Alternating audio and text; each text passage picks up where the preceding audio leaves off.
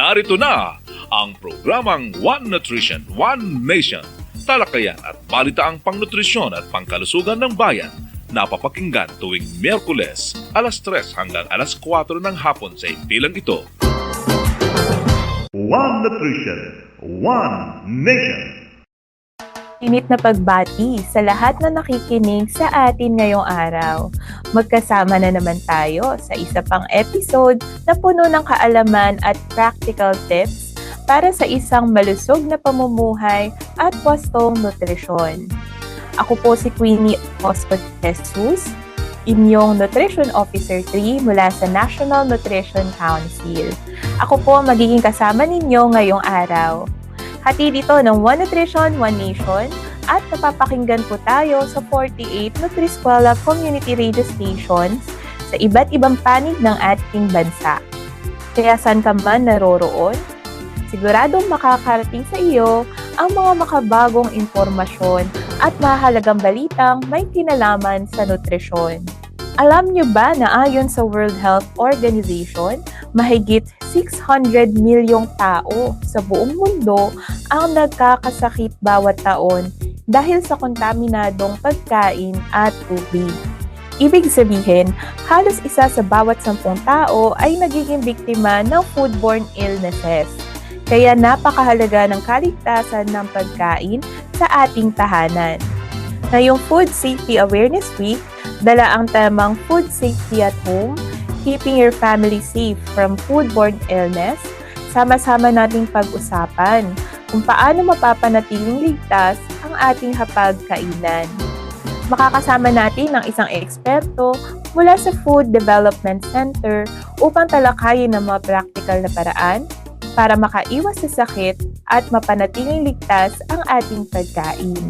Para naman sa ating nutrition update, makakasama natin ang World Vision Foundation. Mamaya naman sa ating Nutrition Habit for Life segment, tatalakayin natin ang kahalagahan ng pagkain at pag-inom ng ligtas at malinis na pagkain at tubig upang maiwasan ang diarrhea at iba pang food at waterborne diseases. At syempre, hindi rin mawawala ang inyong paboritong bahagi ng programa, ang healthy recipe mula kay Miss Queenie Wapericua, ang ating recipe princess. Dala niya ay tips sa paghahanda ng isang masarap, abot kaya at madaling lutuin na putahe. Ngayon kung kayo ay may mga katanungan tungkol sa nutrisyon at food safety, maaari kayo magbahagi sa ating Tanong Mo, Sagot Ko segment. Mag-comment lang sa Facebook page ng One Nutrition, One Nation radio program at sa inyong mga Nutri-Eskwela radio station. Kaya manatiling nakatutok dahil susunod na ang nutrition updates pagkatapos ng ilang paalala. Ipinakikilala ang kampyon ng 10 Commandments, si Mang Moy. Commandment number 1, kumain ng iba't ibang pagkain. Iba't ibang pagkain? Yes, mga pagkain nagbibigay ng iba't ibang sustansyang kailangan natin. Halimbawa, Sa protina, may itlog, isda at butong gulay. Sa carbohydrates, kanin, mais o tinapay. Vitamin at mineral, gulay at prutas. kung halo-halo. Ibang commandment na yan, Elmer. Sundin ang 10 Commandments para sa sigla at lakas ng buhay. Paalala ng National Nutrition Council ng DOH. Nagbabalik ang One Nutrition, One Nation. Handa ka na bang tuklasin ang pinakabagong balita at usapin tungkol sa nutrisyon? Alamin natin yan kung ano-anong mga programa at proyekto ang isinasagawa ngayon upang masiguro na mas malusog, mas masigla at mas matatag ang sambayanang Pilipino. Kaya't manatiling nakatutok dahil sama-sama nating hihimayin ang lahat ng ito dito sa ating special na segment, ang Nutrition Updates. Ngayong hapon, makakasama natin si Dr. Herbert Carpio, ang National Director ng World Vision Foundation, para talakayin ang kanilang Enough campaign. Ayan. So magandang araw, Dr. Herbert, at welcome sa One Nutrition, One Nation. Isang makabatang magandang araw po sa lahat ng tagapakinig and to you, Ma'am Queenie. Ayan. So, curious po kami dito sa inyong Enough campaign. So, maaari nyo po bang i-share? Ano po ba itong campaign na ito? Kasama na po ang mga layunin nito sa pagtugon sa malnutrisyon ng mga bata. Okay, sige. Salamat, Miss Queenie, sa pagkakataong pagbahagi. So, itong Enough Campaign, ito ay isang global advocacy movement, no, ng World Vision. Nagsimula ito noong taong 2023 at ang pinakalayunin nito is yung enough. Ibig sabihin, tapusin yung kagutuman at saka malnutrition, no, ng mga bata. Yung tinatawag namin campaign na End Child Hunger Now. Bilang pagtugon to dun sa patuloy na mataas na bilang ng mga batang nakakaranas ng malnutrition, hindi lamang dito sa Pilipinas, kundi pati na rin sa buong mundo. Kasi di ba, actually, doon sa pinakahuling datos ng nutrition, no, ng 2023, halos isa sa bawat 4 na batang Pilipino na may edad na 0 to 59 months old, stunted, di ba? And bukod dito, tumataas din yung bilang ng mga overweight na mga bata.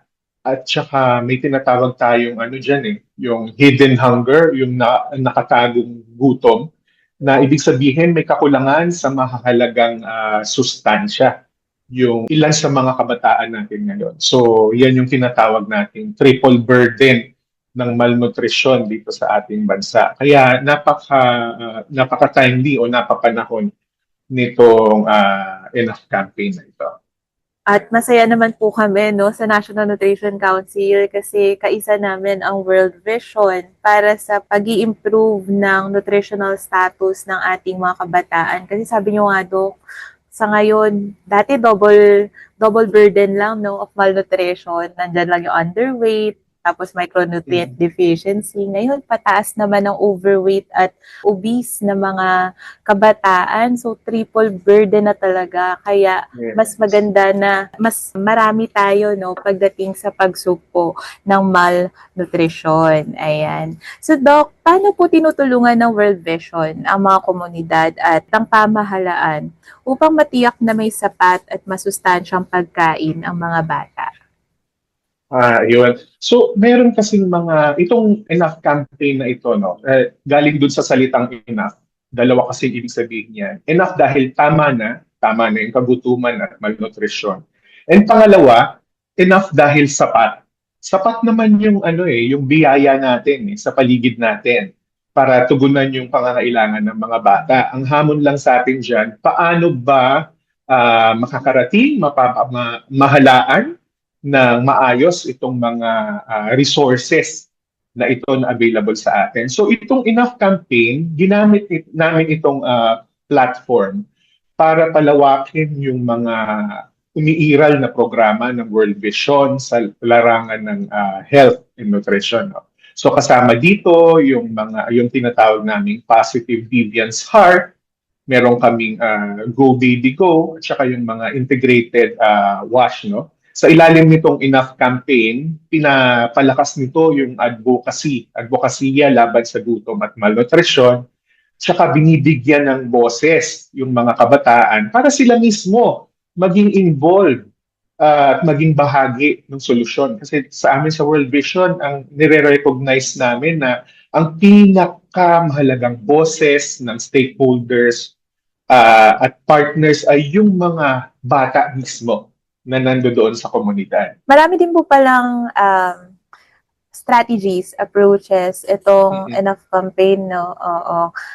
Bali, kung ito po ay consists of many projects or approaches, no? Meron po ba kayong mga documented ng success o tagumpay? O kaya naman mga magandang halimbawa po ng pagpapatupad nitong kampanya sa mga komunidad? Naku, nakakatuwa ito. Sa totoo lang, Miss Q, nung August 29, umattend ako ng graduation ng PD Heart sa Bogalion, Pangasinan. So yung PD Heart kasi, isa siyang programa na pinapalakas yung approach ng pag-identify ng mga tamang behaviors, no, pagdating sa pangangalaga ng nutrisyon, pagpapromote ng kalusugan sa loob mismo ng komunidad. Hindi baling yung komunidad na yon ay maituturing na mahirap, pero hinahanap natin yung mga practices doon, yung mga na nakakapagtulong para iangat yung antas ng nutrisyon ng mga bata mismo doon. Tapos yun yung nire-reinforce natin at itinuturo natin, ipinapakalat natin para sa komunidad. Yung graduation ng mga PD Heart participants doon sa Bugalyon, Pangasinan, meron kaming 22 barangays doon, no, na kasali doon sa programa.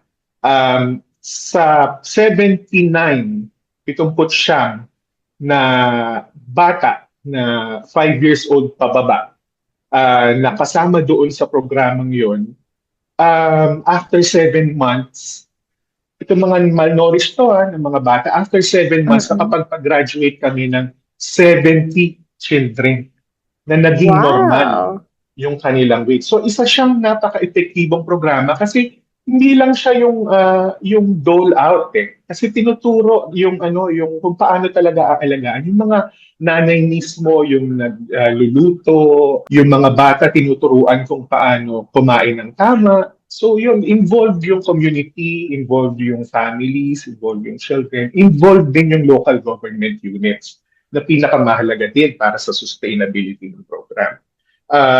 Bukod dyan, dahil sa mga nutrition initiatives na to, nagkaroon kami ng mga child-led research, no? Mga pagsasaliksik na pinangunahan ng mga kabataan at nag-lead ito sa child-led advocacy projects, kagaya ng mga gulayan sa paaralan, gulayan sa komunidad, na sila mismo hanggang ngayon nagpapatakbo, no, nung mga gulayan na yon bilang tugon nila dahil alam nilang kailangan ng mas nutritious na pagkain yung mga kabataan doon sa kanilang mga lugar mismo. So yan ay isang patunay na kapag in-involve natin itong mga kabataan na ito sa programa para sa nutrisyon, magiging matagumpay yan dahil meron silang yung tinatawag natin, inaangkin nila mismo yung programa at sinasakriso. Congrats po 70 out of 79 na batang malnourished ang graduate sa program ninyo. Tama, Doc? Tama po yan. At sa isang barangay, isang Isang barangay pa lang yan. Sa isang bayan pa lang po yan. Oo. Meron pa pong mga iba. Sana po yung Siam ay graduate na rin, no? Hopefully po. Hopefully, malapit na po. Ayun. Tsaka tama, I agree dun sa sinabi niyo, Doc Carpio, no, na napakahalaga na may sense of ownership. Kumbaga, inaangkin nung bayan or nung komunidad yung isang project. Kasi yun yung isang paraan para maging sustainable yung program or project. Na kahit umalis po ang World Vision doon, at least makakasigurado tayo na yung mga behaviors na gusto nating ma-adapt nila, yung mga yung mismong programa ay maituloy nila kahit wala na doon yung organisasyon ninyo o yung tulong nung LGU, ayan. So, nakakatuwa pong marinig, no, sa mga shinare ninyo na may mga sustainability at saka may mga complementary activities such as yung research, advocacy, behavior change activities. Ayan. So, Doc Herbert, kung meron pong mga tagapakinig natin, no, na LGU or iba pang organization, no, ang gustong mag-support or gusto makipag-partner sa inyo, paano po sila makikilahok dito sa ating Enough campaign o paano nila masusuportahan yung advocacy against malnutrition na inyong ikinakampanya? Ako, maraming salamat po para dyan. Gusto ko pong iparating sa lahat po ng nakikinig na lahat po tayo ay meron pong papel para ayusin at pataasin yung antas ng nutrisyon, lalo na ng mga kabataan. Pwede po natin yan simulan sa ating po mismong mga sariling tahanan. bigyang halaga po natin yung nutrisyon ng ating mga pamilya. Hindi po kailangang mamahalin yung mga binibiling pagkain. Karamihan po nandiyan lang sa paligid natin yung mga nutritious o masustansyang mga pagkain. Kailangan lang po nating alamin at kung paano po i-identify at alamin kung paano po i-prepare ng maayos. Sa atin naman pong mga opisyal ng pamahalaan, sana po nananawagan po tayo na bigyang prioridad po ang nutrisyon sa kanilang mga programa, sa kanilang mga nasasakupan. At sa lahat po tayo, meron po tayong karapatang makialam, makibahagi sa advocacy at suportahan po natin yung pagpapalaganap ng tamang impormasyon sa kalusugan at sa nutrisyon. Para po malaman po yung additional pa, iba pang mga ginagawa ng World Vision tungkol po sa enough campaigns, sa aming health and nutrition campaigns, pwede po kayong bumisita sa aming website sa www.worldvision.org.ph o yung mga may access po sa Facebook at saka sa Instagram. Nandoon po yung social media pages ng World Vision Philippines. Maaari niyo po kami makita at makontak. Ayan. At makakaasa din po kayo, Doc Herbert, na i-share natin yung contact details ng World Vision sa ating Nutri-Eskwela Facebook pages at One Nutrition, One Nation Facebook pages para sa ating mga tagapakinig na gustong makilahok sa inyong mga programa or for partnerships. Marami po salamat, Dr. Herbert Carpio mula sa World Vision Foundation. Sobrang interesting ng kanilang Enough campaign na siyang napakahalaga dahil sa pamamagitan lamang ng tamang nutrisyon, maaari talagang magbago ang buhay ng isang tao mula sa kanyang kalusugan hanggang sa kanyang kinabukasan. Diyan lang kayo dahil magbabalik ang One Nutrition, One Nation matapos ng ilang paalala. Ang kampiyon ng 10 Commandments, Mang Moy! Commandment number 4. Kumain ng isda, karne at ibang pagkain may protina. Ikaw, Elmer, anong alam mong may protina? Mga paborito ko, manok, itlog, tokwa, Ano pa? ang mga butong gulay tulad ng... alam ko na! Sitaw, bataw, patane! Sundin ang 10 Commandments para sa sigla at lakas ng buhay. Paalala ng National Nutrition Council ng DOH. Kayo pa rin ay nakikinig sa One Nutrition, One Nation. Ang ating nutrition habit for life ngayong linggo ay uminom at kumain lamang ng ligtas na pagkain at malinis na tubig upang maiwasan ang pagtatae at iba pang sakit na nakukuha sa pagkain at tubig. Mga kanutrisyon, kapag tayo ay umiinom ng maruming tubig o kumain ng pagkain na hindi ligtas, maaari tayong dapuan ng iba't ibang karamdaman tulad ng pagtatae, cholera, typhoid fever, hepatitis A, at iba pa. Ang mga sakit na ito ay hindi lamang simpleng abala, maaari itong magdulot ng dehydration, malubhang infeksyon, matinding panghihina ng katawan, at sa mga malalalang kaso, maaari ring maging sanhi ng pagkamatay. Lalo na sa mga bata, ang madalas na pagtatae ay nagdudulot ng malnutrisyon at pagkabansot na nakakaapekto sa kanilang paglaki at pag-aaral. Alam nyo ba, sa konteksto ng Pilipinas, malaking panganib ang maruming tubig, lalo na kapag may pagbaha. Napapanahon itong pag-usapan dahil tag-ulan. Sa ganitong sitwasyon, maaaring mahalo ang dumi ng tao o hayop sa ating tubig at mabilis itong maging sanhi ng sakit. Maging sa mga pamilihan, kapag hindi maayos ang pagkakahanda ng pagkain, maaari itong pasukin ng bakterya o kaya na may mikrobe. Kaya ano nga ba ang maaari nating gawin upang iwasan ang pagkakasakit? Una, siguraduhin na ligtas ang tubig na iniinom. Kung kayo ay hindi sigurado sa pinanggagalingan ng tubig na iyong iinumin, pakuluan ito ng hindi bababa sa 3 minuto. Take note, dapat ito ay kumukulo. Gumamit ng water filter o kaya naman ay bumili sa mapagkakatiwalaang refill station. Ikalawa, tiyakin nating na luto ng mabuti ang ating pagkain. Iwasan ang hilaw o kulang sa luto na karne, isda, o kaya naman ay itlog. Ikatlo, lagi po tayong maghugas ng kamay gamit ang sabon at malinis na tubig bago kumain at pagkatapos gumamit ng palikuran. Kung kayo naman ay kakain sa labas, piliin ang mga kainan na may malinis at may maayos na paghahanda ng pagkain. Mga kaibigan, huwag nating ipagsapalaran ang ating kalusugan. Tandaan na ang sakit na dulot ng maruming pagkain na tubig ay maaaring magdulot ng gastos sa gamutan, pagkawala ng trabaho o pag-absent sa eskwela at matinding paghihirap ng buong pamilya. Kaya't ugaliing piliin ang ligtas, malinis at maayos na pagkain at of course inumin araw-araw. Ang kalusugan ang ating kayamanan, kaya't ingatan natin ito sa pamamagitan ng simpleng hakbang ng ligtas na pagkain at malinis na inumin. At yan ang ating nutrition habit for the week. Diyan lamang kayo at magbabalik ang One Nutrition, One Nation.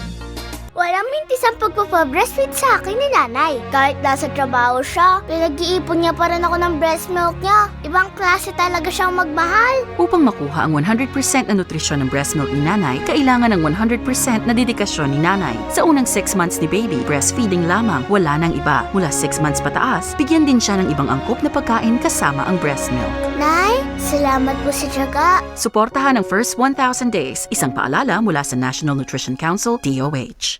One Nutrition, One Nation. Nagbabalik ang One Nutrition, One Nation.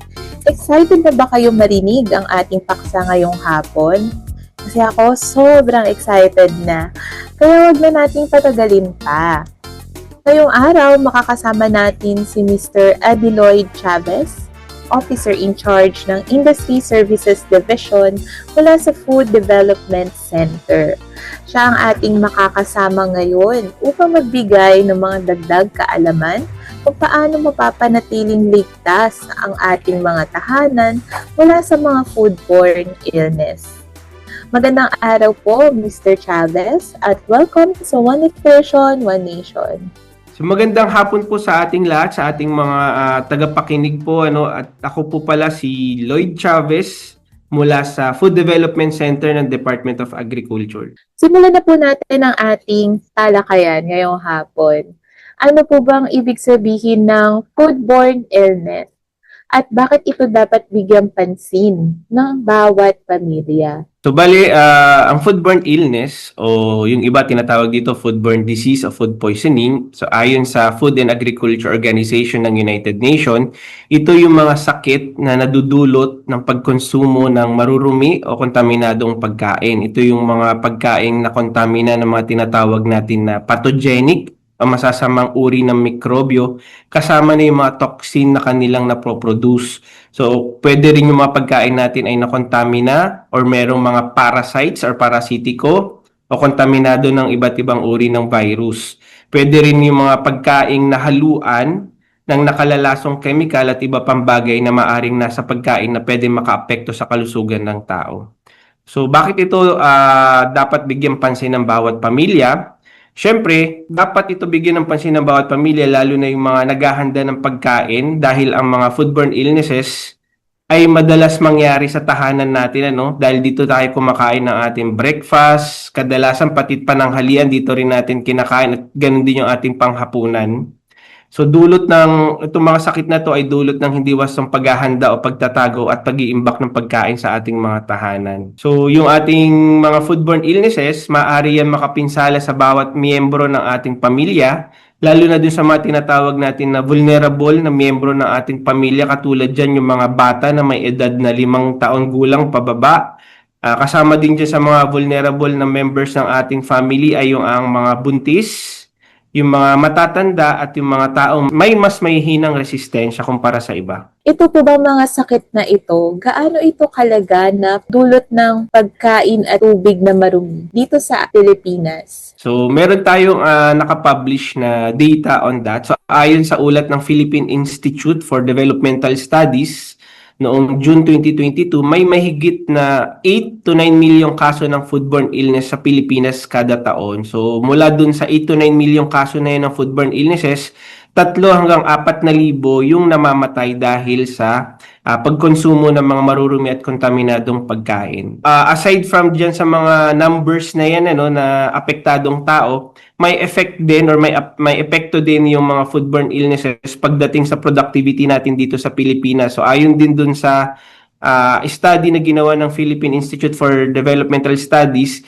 umaabot ng 1.5 billion na US dollars yung nawawala in terms of productivity sa ating bansa dahil sa sakit na nadudulot ng pagkain ng maruruming pagkain. Ano-ano po ba yung mga palatandaan o sintomas ng foodborne illness na kailangan bantayan ng ating mga tagapakinig?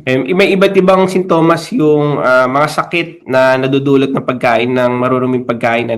So karaniwang sintomas, andiyan dyan yung tinatawag natin na nausea o yung pakiramdam ng pagsusuka o nahihilo. At andiyan dyan din yung mismong pagsusuka, pananakit ng tiyan, at yung pagkakaroon ng diarrhea na maaring umabot sa mas malalang sakit tulad ng mataas na lagdat na umaabot ng mas mataas pa sa 38.9 degrees Celsius, yung pagdudumi na umaabot ng higit pa sa 3 araw, pagkakaroon ng dugo dun sa ating dumi at pagkakaroon ng dehydration.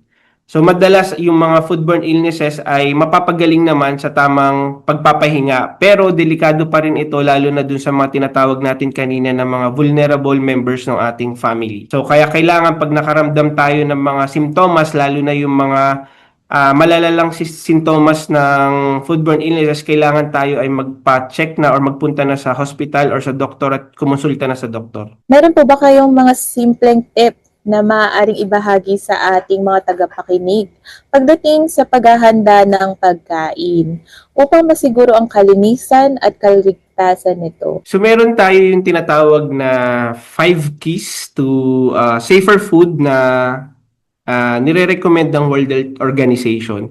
So una, yan yung maglinis po tayo or panatilihin nating malinis yung ating mga ginagamit sa paggawa ng pagkain. Ganun din yung kailangan rin natin panatiling malinis yung ating mga kamay pag tayo ay naghahanda ng pagkain. Pangalawa, yung ugaliin nating paghiwalayin yung mga luto at hindi pa lutong pagkain. Huwag natin sila pagsamahin sa isang lagayan. Pangatlo naman ay yung pagluto ng mga pagkain sa tamang temperatura o yung iwasan natin yung kumain ng hilaw na pagkain. Number 4 naman yung tamang storage or pag-iimbak ng mga ating mga pagkain. At pang-apat, ang paggamit ng malinis at ligtas na tubig at mga sangkap sa pagluto ng pagkain. Anong mga paalala sa wastong paghuhugas ng kamay at paglilinis ng kusina bago at pagkatapos magluto? So ayun po, yung mga wastong paghuhugas ng kamay. Unahin natin yung sa paghuhugas ng kamay. So kailangan natin gumamit ng sabon at malinis na tubig tuwing maghuhugas tayo ng kamay. So, ugaliin din natin yung pagkuskus ng ating mga kamay, yung likod ng ating kamay, pagitan ng ating mga daliri at maging yung sa mga nasa ilalim ng kuko na hindi bababa sa 20 seconds. So, yan naman yung bilin ni Department of Health sa tamang pamamaraan ng paghugas ng kamay. Yung 20 seconds o 2 happy birthday.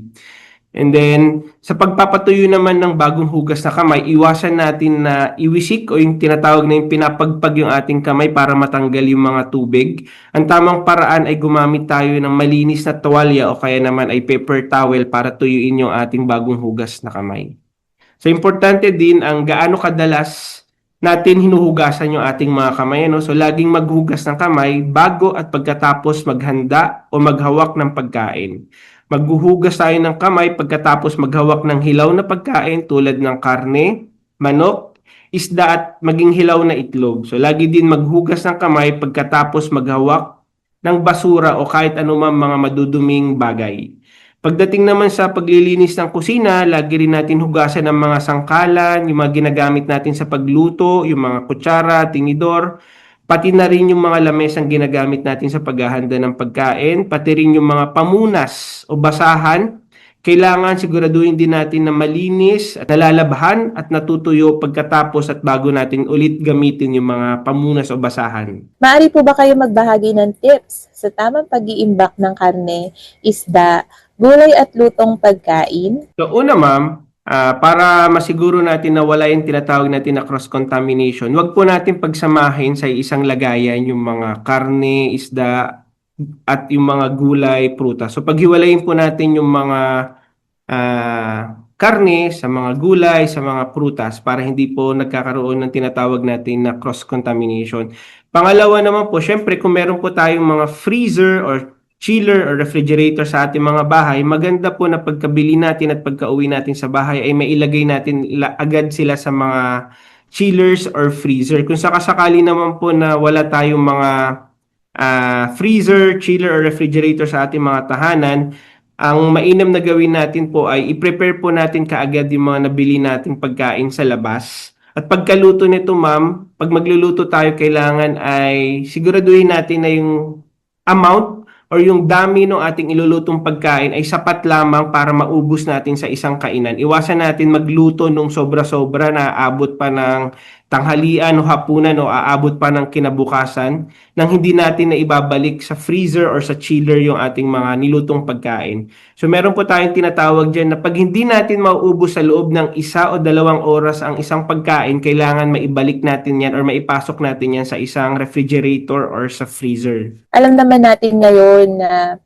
tag-ulan ng panahon natin ngayon, ano? So, ano yung mga tips na maibibigay po ninyo upang masiguro ang kaligtasan ng iniinom na tubig, lalo na kung may pagbaha sa isang lugar? So, isa yan talaga sa mga posibleng pagmulan ng mga kontaminasyon pag nagkakaroon ng baso, maaari talaga makontamina yung ating mga water supply line. So, ang maaaring gawin po natin dyan ay kung maaari, umiwas po muna tayo na uminom ng tubig o gumamit ng tubig na galing dun sa mga ating mga water lines. At pangalawa po ma'am ay suriin po natin or tingnan natin yung quality or kalidad ng tubig na lumalabas sa ating mga gripo. So tingnan po natin kung may mga dumi na kasama na lumalabas dun sa tubig. Tingnan din po natin kung may mga pagbabago sa kulay o kaya kung meron tayong naamoy na hindi kaaya-aya dun sa tubig na lumalabas sa ating mga gripo, ay mas maganda na pong wag natin itong gamitin na panghugas ng ating kamay at ganun din sa pangsahog sa ating pagkain at pang-inom. So kung maaari po, kung meron tayong makukuhanan ng mga filtered or distilled water, ay doon na po muna tayo kumuha ng ating water supply. Pag-usapan naman po natin, ano yung mga panganib ng pagkain ng hilaw o kulang sa luto na pagkain? At ano yung mga dapat tandaan para makaiwas dito? So una ma'am, yung kanina nabanggit natin so ang pwedeng maidulot ng pagkain ng hindi nailuto ng tama o hilaw na pagkain ay yung pagkakaroon ng foodborne illness or foodborne diseases. Importante na ang mga pagkain natin ay na iluluto ng tama o naiinit ng wasto upang mamatay yung mga tinatawag natin na pathogenic microorganisms tulad ng tinatawag natin na Salmonella o kaya naman ay Escherichia coli. So pagkatapos nating iluto yung ating mga pagkain, hindi po natatapos doon yung ating dapat gawin. Siguraduhin po natin na pagkatapos iluto, napapanatili natin yung ating mga pagkain sa labas ng tinatawag natin na temperature danger zone. Ang temperature danger zone, ito po yung temperature between 4 hanggang 60 degrees Celsius. Ang ibig sabihin po niyan, pagkaluto ng pagkain, kung maaari ay panatiliin nating mainit yung ating mga pagkain o kaya naman ay malamig. Basta't iwasan po natin na mag-stay or mapanatili yung temperature ng produkto natin, yung pagkain natin between 4 to 60 degrees Celsius. Kasi dyan po sa temperature na yan, 4 to 60 degrees Celsius, dyan po tumutubo at dumadami yung mga iba't ibang pathogenic microorganisms natin. Ano ang mga dapat isaalang-alang kapag bumibili o kumakain sa labas? Gaya ng sa karinderya o kaya naman ay sa street food. Unang-una po ma'am, ugaliin po natin na maging observant tayo, tingnan natin yung pasilidad kung saan tayo bumibili ng pagkain. Tingnan natin kung napapanatili ba nilang malinis, halimbawa yung kanilang karinderya. Kung kaya nating silipin kung saan nila nagagawa o ginagawa o inahanda yung pagkain, pwede naman nating silipin din at tingnan natin kung malinis nga ba o napapanatili nilang malinis yung kanilang kusina. At pangalawa, tingnan din natin ma'am halimbawa sa mga kainan, tingnan natin ma'am kung saan ba meron ba silang provision kung saan pwede gumamit ng toilet room or comfort room yung kanilang mga manggagawa sa kusina. Meron ba silang lababo para makapaghugas ng kamay yung mga kanilang mga gumagawa ng pagkain. At pagdating naman sa mga mga karinderya at saka street foods, tingnan din natin ma'am yung pagkain kung napapanatili nilang mainit or malamig. Yung sinasabi nga natin kanina nating temperature danger zone, kasi kadalasan ma'am doon sa mga karinderya natin, niluluto yan umaga pa lang at inilalagay nila sa mga istante natin hanggang sa maubos yung pagkain. So kadalasan dyan umaabot na mahigit 2, mahigit 4 na oras na yung pagkain. Ngayon titingnan po natin kung napapanatili ba nilang mainit yung pagkain, una. Pangalawa, may takip po ba yung kanilang mga pagkain at hindi siya exposed sa kung anumang mga, halimbawa, exposed sa langaw, sa langgam, at kung ano pa mong mga duming pwedeng manggaling sa kapaligiran. Pangatlo po, pag tayo naman po ay yung magte-take out, yung iuuwi natin yung ating pagkain pabalik sa ating bahay, ang maganda pong gawin natin ay pagka-uwi ng pagkain sa ating tahanan, tingnan po natin, suriin po natin kung may pagbabago po sa kulay, sa itsura, at sa amoy yung pagkain. At pangalawa naman po ang gagawin natin ay ihanda na po natin kaagad at kainin na po natin kaagad yung ating mga take-outs na mga pagkain. Panghuling katanungan na lang, Sir Eddie Lloyd. Ano yung mga practical tips o payo na maibibigay ninyo para sa bawat pamilya upang araw-araw ay ligtas at malusog ang kanilang pagkain? So una po, yung sa kaligtasan ng ating pagkain. So again, babalikan po natin yung bilin ng World Health Organization dun sa 5 keys to safer foods, no? So yung panatiling malinis yung ating mga kagamitan at ganun din yung kamay ng gumagawa ng pagkain. Ihiwalay po natin yung mga hilaw at mga lutong pagkain. Iluto natin sa tamang pamamaraan yung ating mga pagkain, yung tamang pag-iimbak ng ating mga pagkain, at yung paggamit ng malinis at ligtas na tubig at mga sangkap ng pagkain pag tayo ay naghahanda ng pagkain. And then meron din naman pong nire-recommenda ang DOST-FNRI or Department of Science and Technology Food and Nutrition Research Institute na nutritional guidelines para sa mga Pilipino, no? So ito yung mga kanilang guidelines para mapanatili na yung mga kinakain natin ay nutritious or yung ating pangangatawan ay napapanatili nating malusog. So ang sabi ng DOST-FNR ay kumain ng iba't ibang uri ng mga pagkain para masiguradong nakukuha ang lahat ng nutrients na kailangan ng katawan. Kumain tayo ng gulay at prutas para sa mga vitamins, minerals at maging fiber para sa tamang pagpapatakbo ng katawan natin. Kailangan din po natin kumain ng isda, mga hindi matatabang karne, manok, itlog, beans, mani at mga iba pang mga sources ng protina. At kumain din po tayo ng gatas at mga pagkaing mayaman sa calcium. Kumain din tayo ng mga ligtas na pagkain at tubig para maiwasan yung mga sakit nga na nakukuha natin sa maruruming pagkain.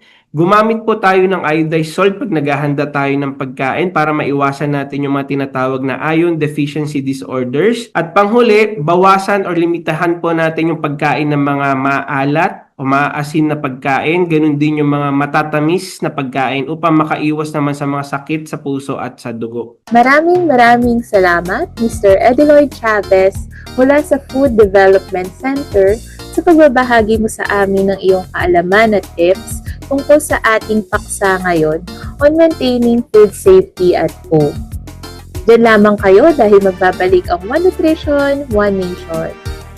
Walang mintis ang pagpapabreastfeed sa akin ni nanay. Kahit nasa trabaho siya, pinag-iipon niya pa rin ako ng breast milk niya. Ibang klase talaga siyang magmahal. Upang makuha ang 100% na nutrisyon ng breast milk ni nanay, kailangan ng 100% na dedikasyon ni nanay. Sa unang 6 months ni baby, breastfeeding lamang, wala nang iba. Mula 6 months pataas, bigyan din siya ng ibang angkop na pagkain kasama ang breast milk. Nay, salamat po sa tiyaga. Suportahan ang first 1,000 days, isang paalala mula sa National Nutrition Council, DOH. One Nutrition, One Nation.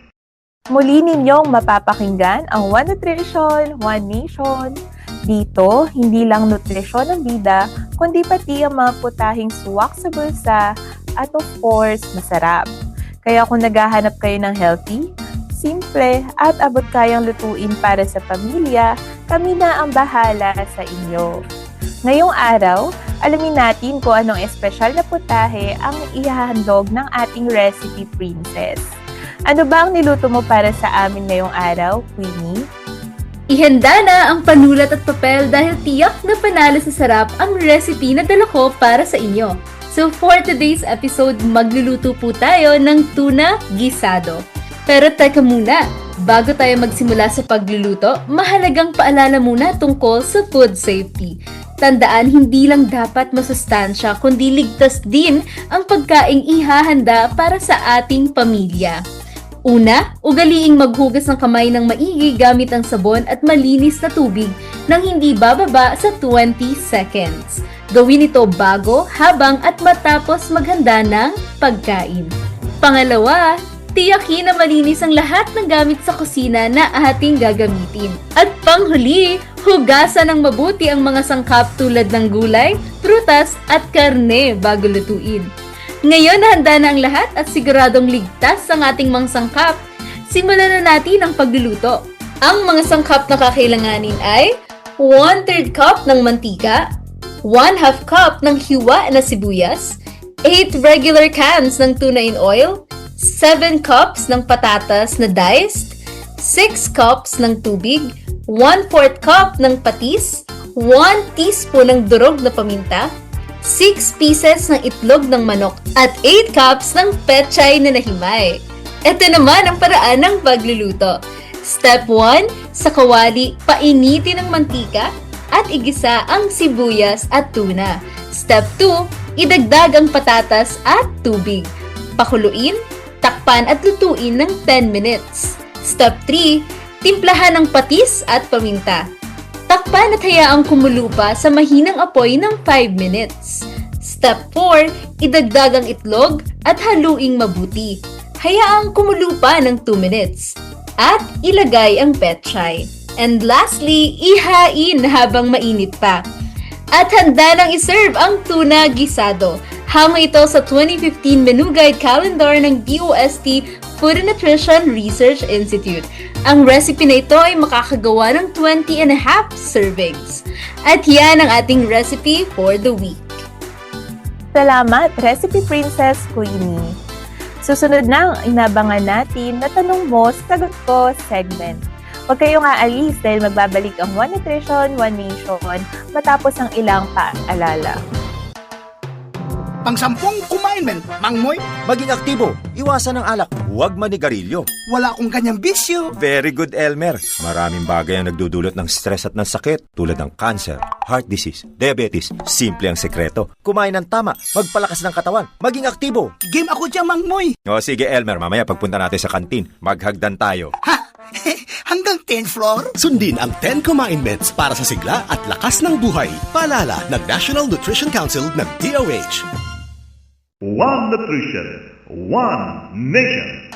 We're back dito sa One Nutrition, One Nation. May mga katanungan ka ba tungkol sa pagkain at tamang nutrisyon? Nahirapan ka rin bang makamit ang iyong health at nutrition goals? Relax lang mga kanutrisyon. Dahil dito sa ating segment, sasamahan ka namin sa pagtalakay ng iba't ibang usapin tungkol sa pagkain, kalusugan at nutrisyon. Bibigyan natin ng malinaw na kasagutan ang iyong mga tanong.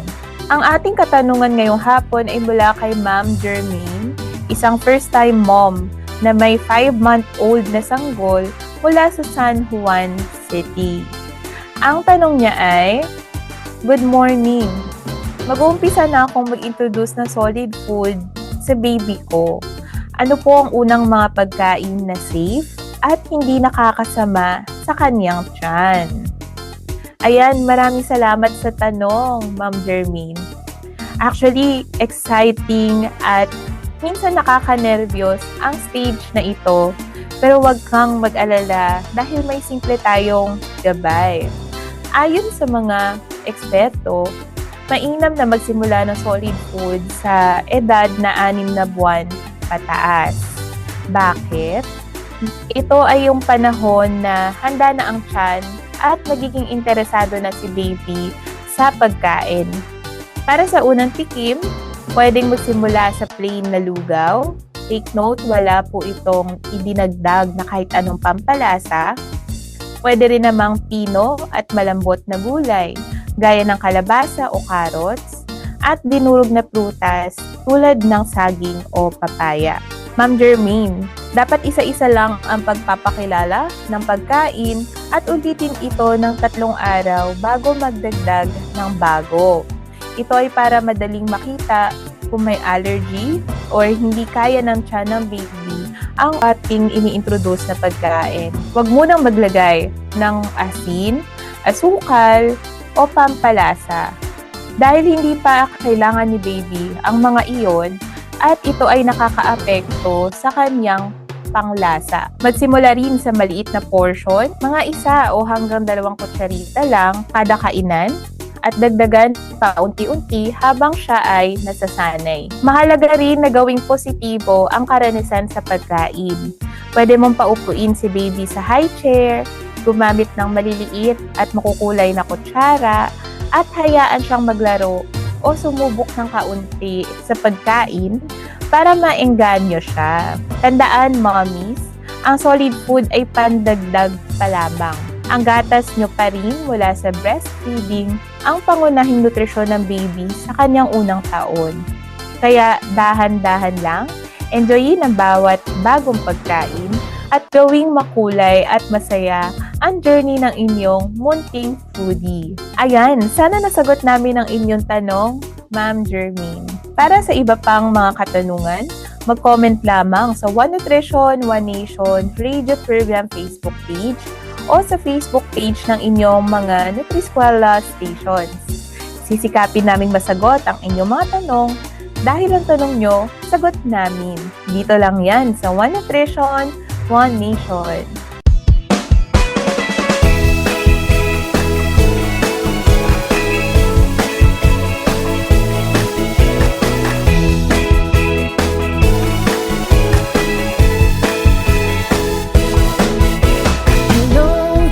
Mga mommy, let's go for healthy pregnancy.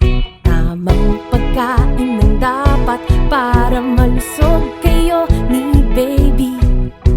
Remember mga nanay, breastfeeding malaking bagay. Ito'y ipagpatuloy kahit na over 2 years old. Tamang nutrisyon, ang formula, yan ang solusyon. I like it. Lucky One. Oh, oh, oh. Yan. Tamang paraan. Lucky One. Tamang solusyon. Yan ang tamang solusyon. I like it. Lucky One. Oh, oh, oh. Yan ang tamang paraan. Lucky 1000.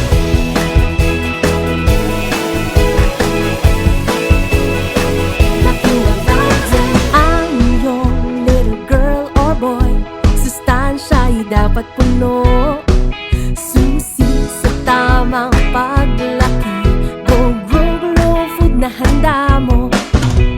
First 1,000 days importante, healthy eating para kampante. Paghandaan nutrition ni baby, makinig sa sinasabi. Tamang nutrisyon, yan ang tamang solusyon. Lucky One, oh, oh, oh, yan ang tamang paraan. Tamang nutrisyon, yan ang tamang solusyon. I like it. Lucky One, oh, oh, oh, yan ang tamang paraan. Lucky One, oh, oh, oh, yan ang tamang paraan. One Nutrition, One Nation. At dito na po nagtatapos ang isa na namang masustansya at makabuluhang episode ng ating programa tungkol sa tamang pagkain at wastong nutrisyon. Sana po ay may napulot kayong mga tip at bagong kaalaman na magagamit ninyo sa pangangalaga ng inyong kalusugan at ng inyong pamilya. Lubos po ang ating pasasalamat sa mga naging panauhin ngayong araw. Kay Mr. Eddie Lloyd Chavez mula sa Food Development Center para sa kanyang pagbabahagi ng mahalagang impormasyon tungkol sa food safety at home. At of course, kay Dr. Herbert Carpio mula naman sa World Vision Foundation para sa pakikiisa sa ating Nutrition Updates segment. Isang malaking pasasalamat din sa ating recipe princess na si Queenie Wapericua at of course sa ating production staff na si Miss Chelsea Season na walang sawang sumusuporta sa ating programa para palaging updated sa mga proyekto, aktibidad at impormasyon ukol sa nutrisyon. Huwag kalimutang i-like at i-follow ang One Nutrition, One Nation radio program Facebook page, pati na rin ang official na Facebook page ng National Nutrition Council at First 1,000 Days PH. Muli ako po si Queenie Ramosco de Jesus na nagpapaalala, sundin ang 10 Commandments para sa sigla at lakas ng buhay. Maraming salamat sa inyong pakikinig at sama-sama ulit tayo sa susunod na episode ng One Nutrition, One Nation. One Nutrition, One Nation. Madlay natutuwa pagdating ng Nutriskwela, kagabay sa solusyon ng gutom at malnutrisyon. Tayo na, pakinggan natin. Nutriskwela, Nutriskwela, komunidad nagsama-sama. Nutriskwela, Nutriskwela, unting tinig, ngayon'y naririnig. Mula Batanes hanggang Tawi-Tawi, bukang bibig, Nutriskwela. Balita o drama, musika at kultura, ito'y usap-usapan, serbisyong hatid sa ating bayan, pag-ulan ng kabuhayan. Nutriskwela, Nutriskwela, komunidad nagsama-sama. Nutriskwela, Nutriskwela, munting tinig, ngayon'y naririnig. Mula Batanes hanggang Tawi-Tawi, bukang bibig, Nutriskwela. Sa Nutriskwela, buhay ay masaya.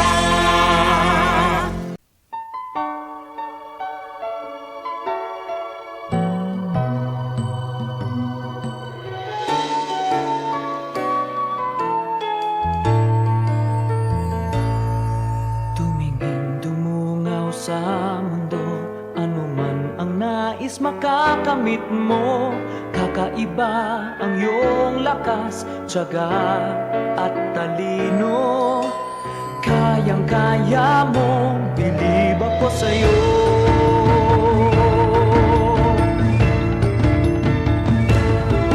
Hinuhod ka sa nutrisyon at alaga ko, inalaga ang wasto ng pagmamahal ko.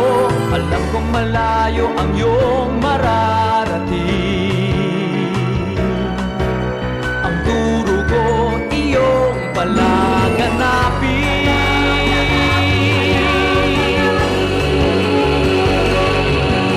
Kumain ng tama at alalahanin.